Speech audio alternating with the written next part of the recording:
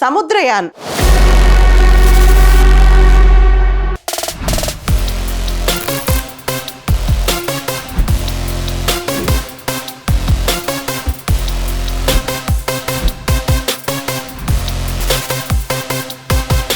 India's deep ocean mission. సముద్ర గర్భ అన్వేషణ కోసం భారతదేశం చేపడుతున్న డీప్ ఓషన్ మిషన్, దానికే సముద్రయాన్ అని పేరు పెట్టారు. అది వచ్చే ఏడాది చివరికల్లా స్టార్ట్ అవుతుందని చెప్పి ministry of earth sciences minister Kiren Rijiju గారు తెలియజేశారు. సముద్ర జలాల్లోని వనరులు, జీవ వైవిధ్యంపై స్టడీ చేయడానికి సముద్రయాన్ ప్రాజెక్టును కేంద్రం 2021లోనే ప్రకటించింది. సముద్రయాన్ రీసెర్చ్లో భాగంగా శాస్త్రవేత్తల బృందం సముద్ర మట్టం నుంచి 6000 మీటర్ల లోతులోకి వెళ్ళి పరిశోధనలు చేస్తారు. సముద్రయాన్ కోసం అంటే లోపలికి వెళ్ళి పరిశోధనలు చేయడం కోసం మత్స్య అనే జలాంతర్గామిని తయారు చేస్తున్నారు. మత్స్య 6000 అనేది మ్యాన్డ్ సబ్మర్సిబుల్ వెహికల్. ఇది సముద్రం లోపలికి వెళ్ళి అంటే 6000 మీటర్స్ లోపలికి వెళ్ళి స్టడీ చేయగలదు. దీన్ని national institute of ocean technology Chennai వాళ్ళు తయారు చేస్తున్నారు. మత్స్య 6000 సముద్రంలోకి వెళ్ళి 12 గంటల పాటు కంటిన్యూస్గా స్టడీ చేయగలదు.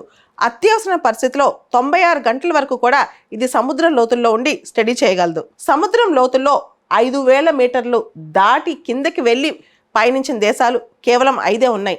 రీసెర్చ్ చేసిన దేశాలు 5 ఉన్నాయి: America, Russia, Japan, France, China. ఇప్పుడు కనుక ఇండియా సముద్రయాన్ ప్రాజెక్టులో సక్సెస్ అయితే ఇండియా 6వ దేశం అవుతుంది 5000 మీటర్ల కన్నా లోతుకి వెళ్ళి సముద్రంలో రీసెర్చ్ చేయటం. మత్స్య 6000 మ్యాన్డ్ సబ్మెర్సిబుల్ వెహికల్ అనేది బాడీ మొత్తం కూడా టైటానియం ఎలాయ్తో తయారు చేయబడింది. మత్స్య 6000లో ఆధునిక సెన్సర్లు, టూల్స్ ఉంటాయి. ఈ సముద్రయాన్ ప్రాజెక్ట్ మొత్తం కూడా ministry of earth sciences implement చేస్తోంది. సముద్రం లోతుల్లో పాలీమెటాలిక్ నాడ్యూల్స్ ఉంటాయి. ముఖ్యంగా copper, manganese, nickel, iron, cobalt. ఇవన్నీ ఏమాత్రం ఎంత స్థాయిలో ఉన్నాయో సముద్రయాన్ వల్ల మనకు తెలుస్తుంటుంది. సముద్రయాన్ ప్రాజెక్ట్ వల్ల మనకి చాలా అడ్వాంటేజెస్ ఉన్నాయి.